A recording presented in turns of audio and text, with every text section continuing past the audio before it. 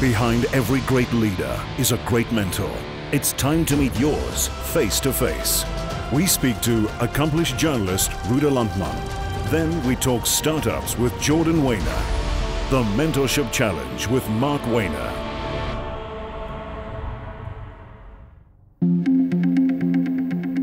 I'm Marc Wainer, and I'm living proof of the impact that mentorship can have on a person's life and career. I'm blown away by the fact that aside from the guests that we have on the show, that we've had dozens of people register on our website to volunteer as mentors. There are people who are at the top of the game, who are prepared to give time to the mentees out there. So if you haven't already registered on our website, I urge you to do so now. With me, my special guest, Ruda Landman, who needs no introduction. Ruda, welcome. It's an absolute pleasure and a privilege to have you with us on the Mentorship Challenge. Thank you. It's lovely to be here. A household name, career, qualified as a teacher, coming from a small agricultural town in the Northern Cape. You decided teaching wasn't for you, and you become a journalist. Okay, starting off with Die Burger, going on to Sari magazine, and then what I find interesting, applied for a job at SABC or SAOK, and they said to you, sorry, you don't have enough general knowledge.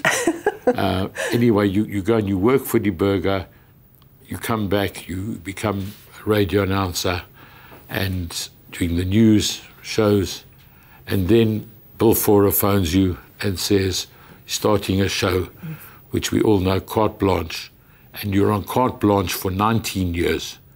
It's amazing how many very successful businessmen reach a point in their life, they're highly successful, and they say, I want to change, I want a new challenge. Is this what happened to you? Remember, Carte Blanche started in '88. Imagine being a journalist in South Africa from '88 to mid-'90s. I mean, there were so many stories you didn't know where to turn. And there was this amazing idealism, you know, the miracle magic. But by 2007, it was really the theme tune had changed, and it was the country's going down the tubes. And I hate that environment. I'm very happy not to be in actuality at the moment where you have to find the villain of the week and nail him to the wall. Coming from the small Afrikaans farming community where, as all of us were brought up under apartheid, believing these were the politicians, were people we revered and looked up to. Now you're on the other side of the fence, and you have to become a convert, for want of a better word. How was that? It was incredibly difficult. Dirk Coetzee was the first one coming out, sitting there across the table from me in Afrikaans, telling me about what they'd done. And then it was the Truth Commission. The strength of Carte Blanche, I think, still, is that they don't sit across the table and have a debate. No. They tell stories. So that goes straight to your heart.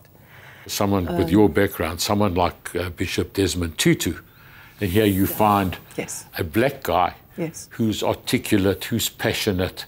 It's kind of a shock to the system. Totally. And he sits and tells you small things like being a child and being on the road with his parents, and they cannot go into what today would be the wimpy. They have to go to the little window to one side and buy something and eat it in the car. You know, I think we forget too quickly. And have you had the opportunity to be a mentor to anybody? You know, I've taken on the most fantastic project. I work with an NGO called Study Trust, and we have put together, with 40 years of their experience, a guide for first-year students that we call GRAD. We printed this year 100,000 of those little things, and it went out to all 26 universities. In 2016, there were 127,000 first years in South Africa at universities in South Africa. 60% of them are first generation. They can't phone home. No one at home has walked the path. For so many of the people out there, they don't have that kind of infrastructure. Their parents wake up at 4 or 5 in the morning, they're going to work on a job if they're lucky enough to have one, come home, and they haven't got the support system that we just take for granted. The worst thing you can be is a victim. It's not my fault. I didn't have the right opportunities. My parents were not educated. We didn't have money. Oh, my mentor dropped me. All of that can become an excuse. Which is why I'm hoping that this mentorship challenge that we have will be able to assist those kind of people, to connect them with people like yourselves and others in whatever field. We must form their network. We have to form the network. We have to be able to be there to give them the advice and the guidance. When I started to put together the content for this, I had a little focus group with 4 law students from Wits. And one of them, she adopted me as a mentor. Someone like this young woman, her parents are subsistence farmers in Zim. Her mother is South African, father's Zimbabwean, lived here. She's a South African citizen. And when she was 16, her parents left. And she was left with a cousin and a brother, a half-brother. These 3 kids looked after themselves, she and the cousin were both in grade 10 then, got themselves through matric, the brother qualified as a teacher, etc., etc. She did 4 years of law in 4 years at Wits. She's with Standard Bank now. I learn much more from her than she does from me. It's fantastic. But what advice would you have for young people out there who are starting their careers? When you put yourself in front of the camera, the best thing you can have at the back of your head, in the back of your head, is it's not about me. It's about a subject that I really care about, which I want to convey, and it is about the other person, the person across the desk. And I think, Margot Fontaine said, I had to learn to distinguish between taking myself seriously and taking my job seriously. The first is disastrous, the second imperative. Very, very good. Which person that you've interviewed really stands out? There are 2 kinds of people. The one is like Bishop Tutu, the iconic. I will always remember that interview with him, and it was 25 years ago. It was in 1992. But then the ordinary people, someone like Toko Adonis, who was 60 herself and fed the old people around her in the township outside of Potchefstroom. People like that, the first gay couple to adopt a baby. And they're just, this is what we want to do. We have been a family for 7 years. We want a child. This child would probably have died because he was HIV positive and abandoned in the back of a hospital.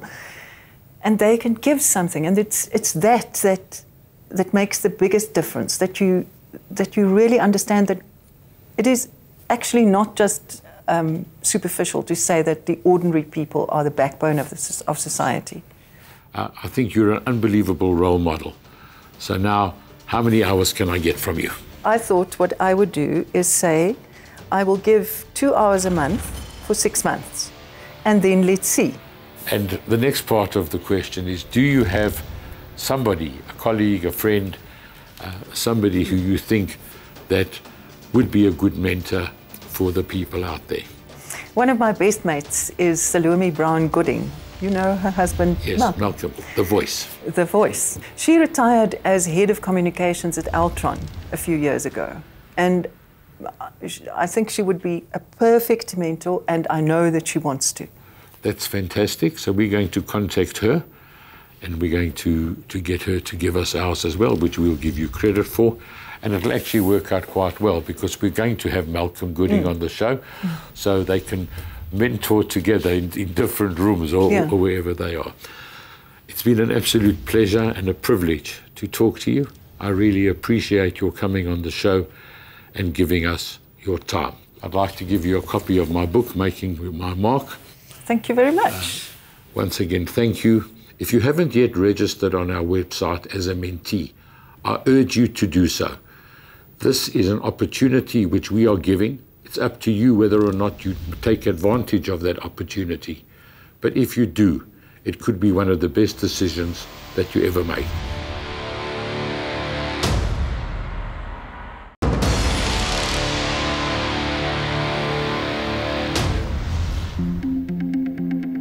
Welcome back. I'm now with one of my favorite people in the whole world, my son Jordan. Purpose of this interview is to discover whether a child can mentor a parent. Jordan, thanks for joining us. Good to have you here. Thanks for being here. So it's really great. First of all, not often I get the opportunity to actually spend a half an hour talking to you without you saying, I've got to run to a meeting. No, sure. I think this was just, somehow I feel that this is your way of just getting us to have some quality face time together. Some quality time. So for the benefit of the viewers, Jordan, by way of background, 32 years old, studied at University of Johannesburg, did a degree in marketing, then in strategic management. Then at about age 21, decided to take himself off to Australia, worked in marketing for a mobile phone company. Correct. Then a stint in the UK in property, which he didn't really like. Didn't like what his father does. Back to Australia, a little bit in the IT startup space, and then decided to start his own business, which seems to be taking off. So 2 or maybe 3 years ago, you came up with the concept of admyt, ticketless parking. Correct. What made you want to go into that particular business? It was when I was leaving one of the centres that we managed over in the UK, and I heard one of the shoppers complaining about his parking. I think he had lost his ticket at the time and was walking around trying to draw out money and head back to the pay machine. And I heard him say, "That's it, I'm never coming back here again." And it just set off like these alarm bells ringing. I tried to save that customer, go up and talk to him and try and tell him, listen, it's got nothing to do with us. That's the parking. We're the shopping centre, that's the parking. But I think it doesn't get seen that way in their minds. So that led me on a process of a couple of years of research and development and trying to figure out the right way to do this. But ultimately, with a lot of advice from various mentors of my own, taking the plunge and ultimately leaving property, founding a tech startup and immersing myself in that space and creating what is now pretty much a multinational business. We're working across borders in a few countries and continue to improve the parking experience. So when you decided to start this business, you had some money of your own, which you burned through pretty quickly. Pretty fast. Doesn't go a long way. Doesn't go a long way. And then I get this call to tell me that you've run out of money, but you're going to raise money. So my next question to you was, well, how much do you need? And I was quite surprised at the answer, because you decided I wasn't good enough to give you any money.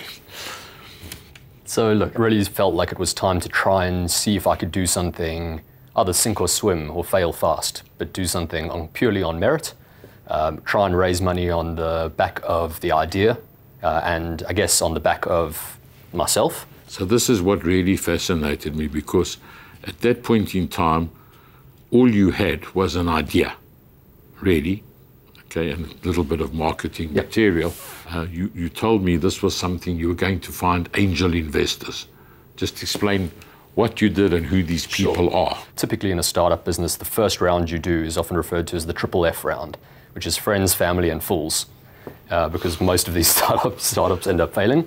So even though we might not have had an ironclad business plan early on, I made sure that the little capital that I did have to put into the business was spent on building a prototype, spending some money on getting all our documentation in order, making sure that your corporate structure's in place, and I think not making the mistakes that obviously you end up doing. But ultimately, I found that our early stage investors were very visual. They either bought into the concept or they didn't.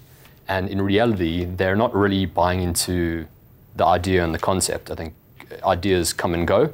What I got the real sense of is that the questions they ask and the probing that they do is really just trying to get a sense of what are you like as the founder of this business. So I'm kind of a little bit closed, I think, as you know, when it comes to tech. You'll be happy to know I've now mastered SMSs. Well, I hope you've also figured out how to get onto admyt. You don't have to have an app to be on admyt. Correct. So as long as you've linked your number plate to a credit card, you're able to park at any one of the facilities or the shopping centres around the country that we have. So it's a pure seamless play. We like to call it a Windows up parking experience, meaning that you can set and forget it. When I use admyt now, I don't have to stand in a queue. I don't have to get a pocket full of change or the machine won't take my note. But now this is not something, I mean, this is a good case in point. This is not something that you're waking up in the morning and saying, you know what, I'm not going to go to Sandton City because I'm going to have to carry coins with me. It's not really a prime consideration top of mind, but it's these little things that enhance your daily life and the experience and start to smooth out, as I would think, like your general day, and giving you back the power and back the time to utilize it on something more productive. So how much more space is there worldwide for disruptors?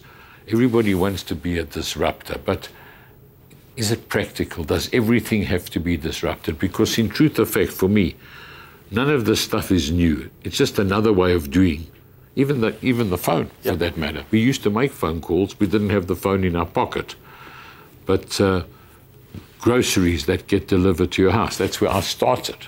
Yeah, look, I totally feel that. I think that there is certainly an element of innovation for innovation's sake.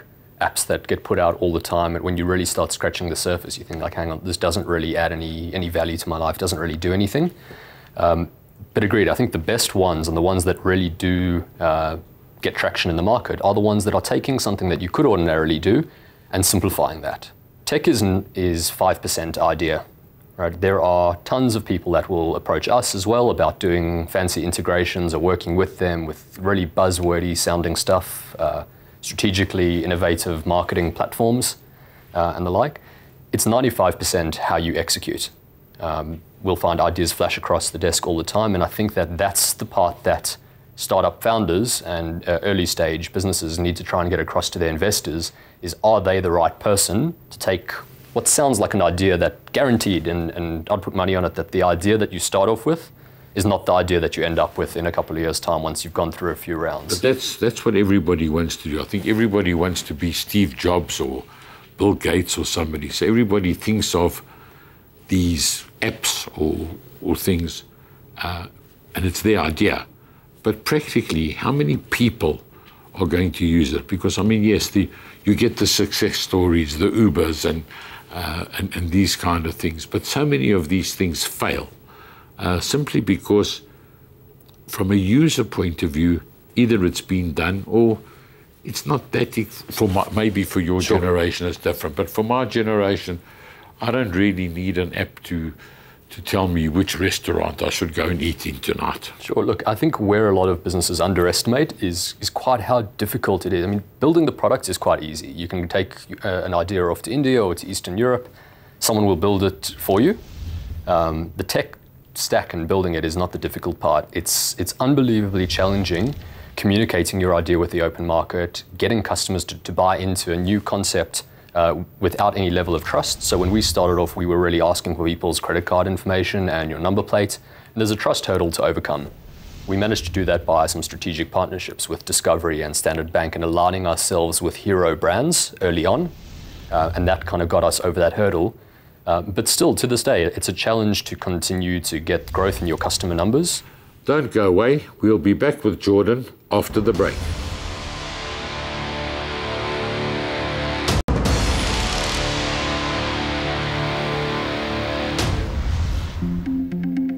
So I know if I ask you about who was a mentor for you, clearly it's me. Always. Always. Aside from me, on this particular journey, let's talk about the admit side of it. People who've mentored you, have they helped you at all? Look, so I've been very fortunate in terms of raising capital early on. I knew that we were after quite a small amount in our first round, sort of 18 months, 2 years ago, and getting the capital was the easier part. Being quite selective over the kind of people that were going to invest, because you know that you want smart money where possible. So we've got a great pool of investors that's now based across Australia, the UK and South Africa, who all have their own, some of them are tech guys, most are property people or come from that sort of background. And they've really been a huge help along the way with giving me some advice, which isn't always heeded. I think it's something important that you don't take advice as the gospel. But a lesson that I learned very early, and I think very important, is that these guys, whilst you might have 12 mentors or so that are actively involved and own a percentage of your business, they're not thinking about you every minute of every day, waking up in the morning and phoning you to dish out some advice, but just because they like you.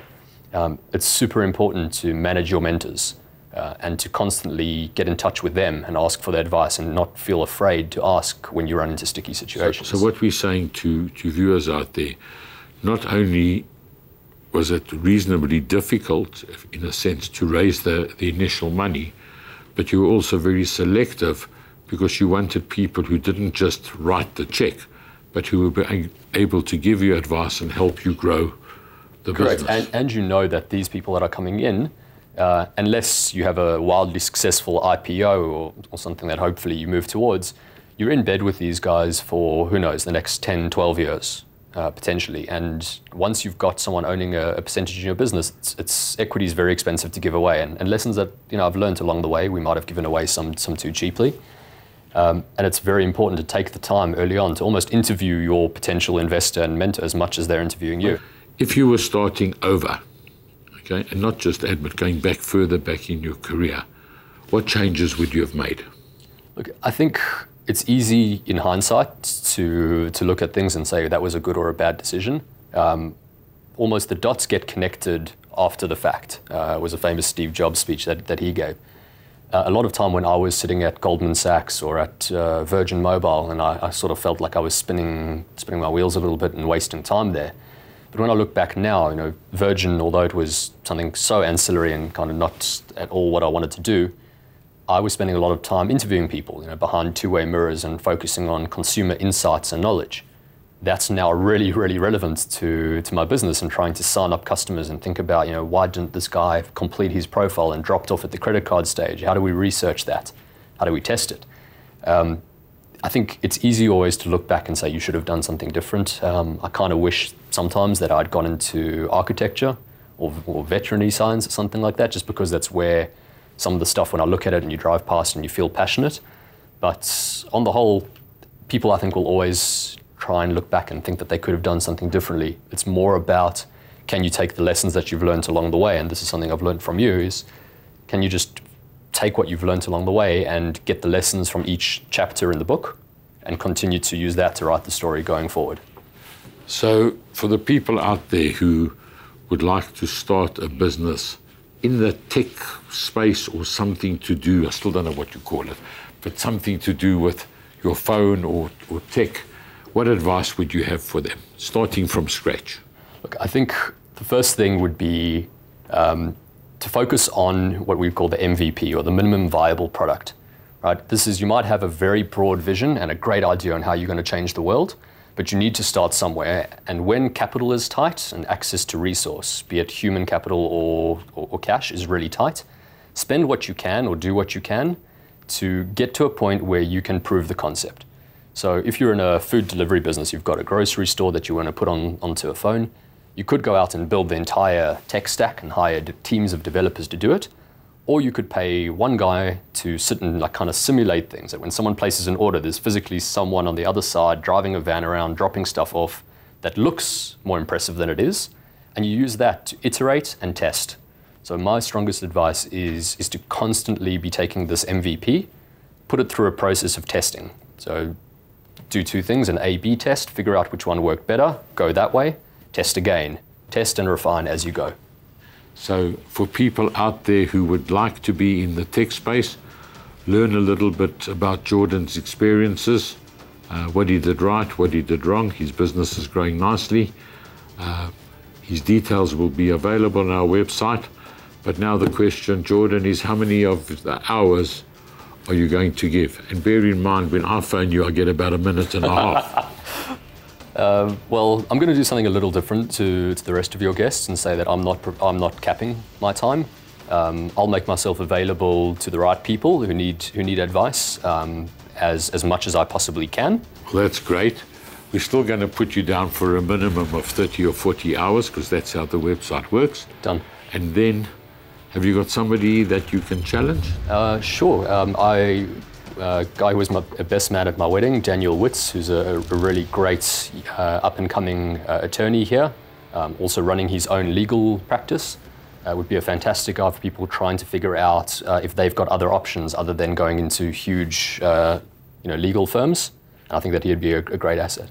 Jordan, thanks for coming in. Thanks for talking. Anytime. Normally I give I guess a copy of my book. You're not getting one because you got one already. I think I've got about 10 of them somewhere. That was great, Jordan. Thank you. Thanks for coming in. If you would like to be mentored by Jordan or any of our other guests, please visit our website and register as a mentee. There are literally hundreds of hours available. One of our mentors could change your life. See you next week.